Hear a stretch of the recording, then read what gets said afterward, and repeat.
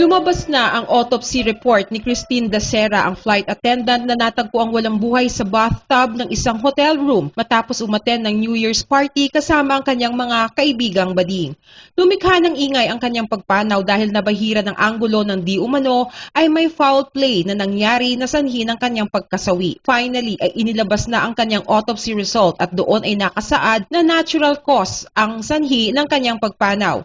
Ruptured aortic aneurysm ang cause of death. Wala itong simptomas. Ang iba ay tinatawag din itong silent time bomb dahil walang nakakaalam kung kailan ito mangyayari sa isang tao, maging gaano man siya ka-healthy. Matatandaan na aneurysm rin ang naging sanhi ng pagkamatay ng aktres na si Isabel Granada na bigla na lamang bumagsak sa gitna ng kanyang event sa Qatar at tuluyan ding binawian ng buhay. Nakasaad din sa autopsy na ang hymen lacerations ni Christine ay magaling na. Nangangahulugan na walang pakikipagtalik na ginawa sa kanya sa mga oras bago ito pumanaw.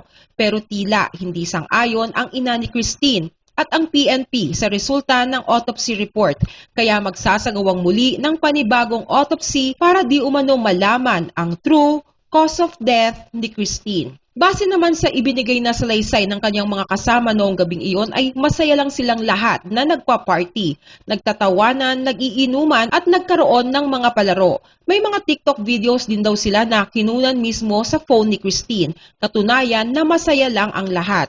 Sa isang palaro ay ikinuwento rin ng kanyang kaibigan na may pagkakataong bumagsak ito or sumemplang as he calls it para lamang manalo. 12:34 AM ng January 1, huling naka-video call si Christine ng kanyang ina.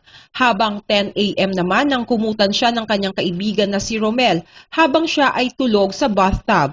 Si Christine din daw ang nagpumilit na sa bathtub ito matutulog. Ngayon naman ay may naglabas ng larawan ni Christine na kuha umaga ng January 1 bago ito matulog sa bathtub. Makikitang nakaupo ito sa harap ng toilet bowl na tila ay sumuka. Marahil ay sa labis na kalasingan, ngunit playful pa rin ito sa kamera. Makikita pa nga ang peace sign sa mga daliri ni Christine. Ito ang tinatayang mga huling sandali ni Christine bago siya nagdesisyong sa bathtub na lamang matutulog.